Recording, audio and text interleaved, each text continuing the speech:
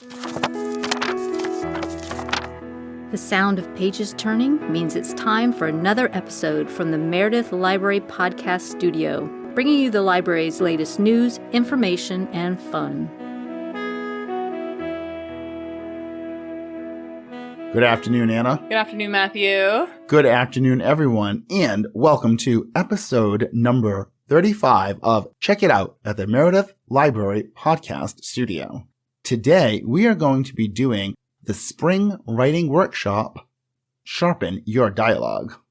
Yes, and there's a little bit of a backstory to the reason why we're doing this episode. We have had multiple requests from patrons to provide writing workshops that people can attend. So Matthew and I put a lot of work together in creating a multi-day writing workshop, lesson plans, little homework assignments, the whole shebang. And we did not get a lot of sign-ups, so we had to cancel the event. And we understand that it's hard, especially to come to night programs after you've worked a full day. So we figured we would just take a bit of what we put together and just put it in a podcast episode so you can listen to it at your leisure when you have time. Yeah, I think that's a good idea. And it was your idea, Anna, so you should get credit. That people can still kind of enjoy some of the material. Today, we're just going to go over a couple of our favorite tips for beefing up your dialogue, for sharpening it, for making your fiction writing, how to make that sound appealing and dynamic. We're going to go over the first tip, which is your phrase where you talk about when you're writing dialogue, you want to consider a phrase that you use called approximation of real speech. So what does that mean? Well, when people are writing dialogue, it is not the same as real speech because real speech has a lot of ums and ahs and I'm doing it right now. And you make a mistake, you go back, things, people rather meander through, they don't get right to the point, all those kind of things where people may not realize we actually edit out of the podcast to make it much easier to listen to. We take out most of the ums and the ahs. And if we go off on some tangent, we may completely cut a minute out of the conversation and go back to the regular point. Or people will start a sentence and stumble over something or rephrase what they were saying in the sentence.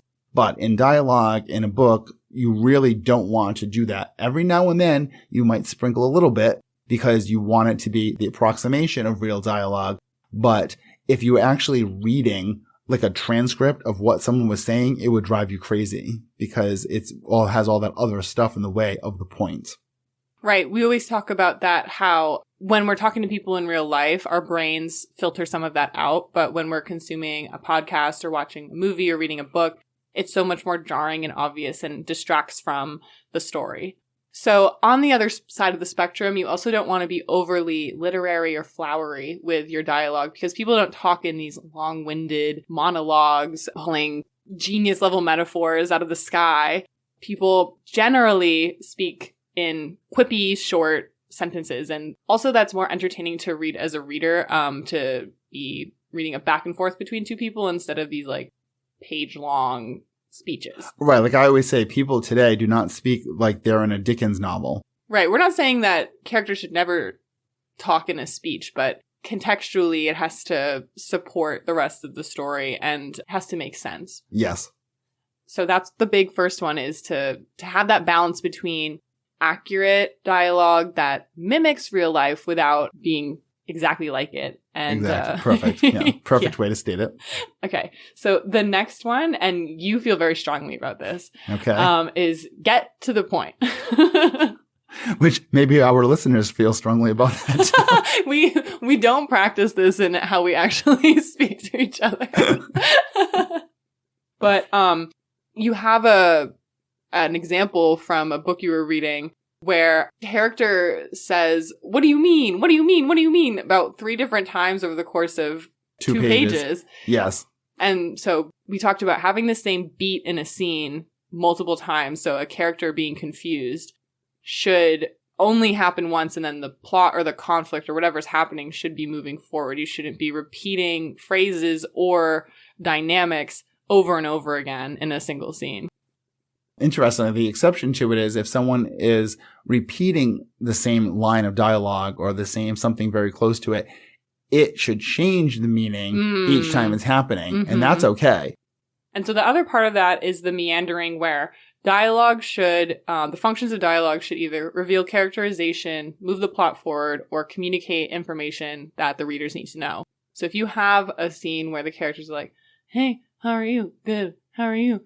Oh, do you want to order some chicken for dinner? I don't know. I'm not that hungry. Like, that has no point. It's not helping your story move along. So cut it. Right. And you know what's funny? And I love that every time we think of an example, you can always think of how something could work, right? Right. So let's say the person said, oh, do you want to order chicken for dinner? Well, that would only work if the person, one of them, the one being asked, was a vegetarian, and the other person should know that. And that'd be perfect characterization. Like, you don't even pay attention to your husband or wife. Like, those kind of things would be really cool. Or it could be a slip up in something, like someone's impersonating somebody and they should have asked that question. You know, so you could make that work. But like you're saying is like, if that's just filler between two people and you're waiting to get to the point why they're actually talking to each other, then it would not work. When I was teaching English, how many essays start with waking up to the alarm clock and then going through the whole, you know, explanation of getting ready and then driving to the destination? It's like, no, you should start at the location where things start happening. Or you're trying to tell me a message since I told you a story about getting off the alarm clock today. Is that what you're trying to tell me? Such a boring story. You're being told subtle. Me. Yeah, you're being not so subtle, I should say. But yeah, we want to get to the point. We want to cut that stuff away. And to what you were saying, these are just general tips. And if you're skilled enough, you can break every single rule that we're saying. Absolutely. And that's the point, I think, of art, is knowing the craft and the mechanics and then to purposely, skillfully break them or deconstruct them. And then that's really appealing. But you have to know what the rules are first before you can break them effectively. That is absolutely true. And if someone was breaking a rule too, you may not even realize it because you'd be so absorbed in the scene. It wouldn't matter to you. But when people are unskilled and it jumps out at you, like how ridiculous that scene is and how pointless it is. So we'll move on to the next point, which is really the big one for me, which is when people are using characters to just sort of info dump things that they want the audience to know. So avoid having characters tell each other things they would likely already know about each other. And the way to fix this is to just, again, include that information in the scene in a more organic way, and to use the fact that there's some information that needs to be communicated to also, again, move the plot along or to build characterization. But I was saying, if we sat here, like, people don't say, hey, Matthew, do you remember when we met and you got hired here and you were like, hi, I'm Matthew. And I was like, hi, my name's Anna. Nice to meet you. Like, we don't talk like that. No, nobody talks like that. Well, sensible people don't talk like that anyway. So that was a really big point that I just wanted to include because I thought that was a really good tip. Yes. Well, I think we should talk about how we had to fix the summer blockbuster dialogue. So this was 2024, last year, the movie Twisters. And there were these two characters that had not seen each other in 5 years. And so there was like a gap in their knowledge, you know, and one of them said to the other one, oh, I was in the military. And then the woman repeated, the man said that, and the woman said, you were in the military?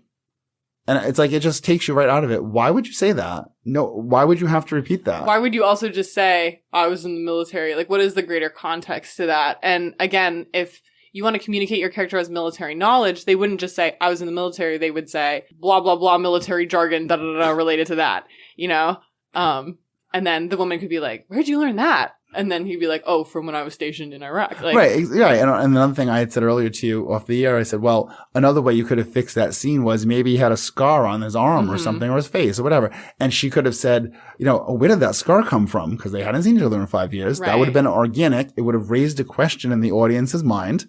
And then he could have said, oh, from my tour in Iraq. Right. Whatever. I mean, you know, there's so many ways that scene could have been fixed. And I said, and if somehow it got through the screenplay and it got recorded that way, when the director let that happen, the editor should have taken out her response. So that was a faux pas. It was repetitive and it was over expository. Right. So, nice. Double homicide.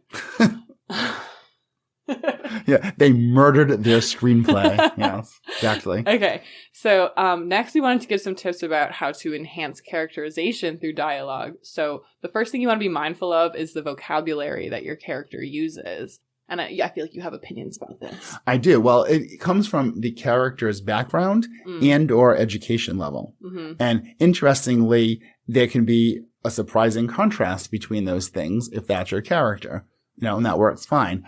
But you have to just think of that, like how people express themselves certain ways. Like we always want to go to extremes, right? So let's take the, pretentious college professor with 3 PhDs. Mm-hmm. He is not going to express himself the same way as the literal ditch digger who is doing his job, by the side of the road, right? Or maybe he is, because maybe the professor had to take a job as a ditch digger.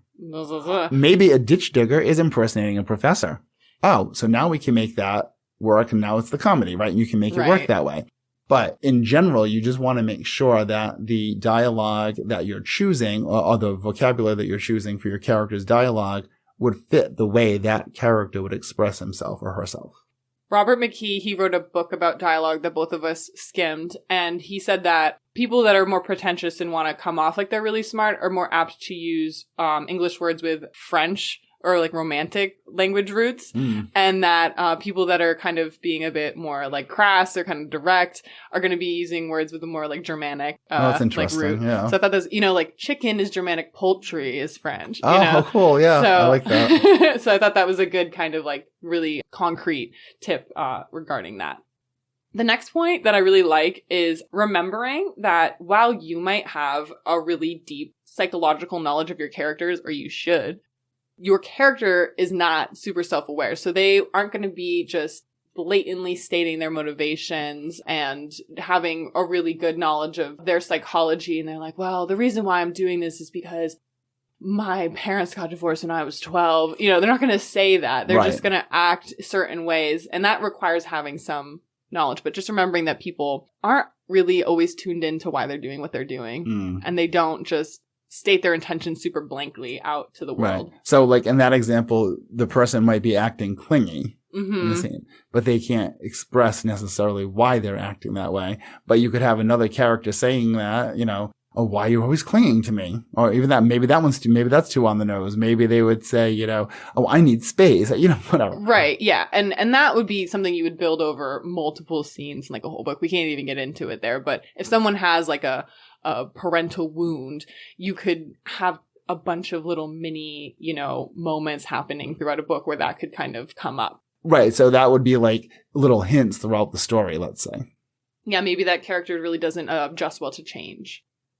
The final piece of advice we wanted to give is that you should have a good balance between narration and dialogue in your story, and use the narration to help prop up your dialogue. And when you have both of those things and they're well done, it really helps the story flow beautifully. You wanted to talk about how narration helps establish an atmosphere, which can help fortify the psychology of the character and their mood and how they might be behaving and acting. Yes, and that was also through word choice. So the really simple example I would say, if you say he walked across the room. Now, I just said that out loud. Someone pictured a person, a male, walking across the room. However, if you change the word into, a different action verb and you say he sauntered across the room or he bolted across the room, that gives you very, very different visual things. And the other example I said to you earlier was, oh, she skipped across the room. Now, what did you picture when I said that? A child. Yeah, you pictured a little kid. You didn't picture an 85-year-old refined, rich lady at a museum with her pearls on, right?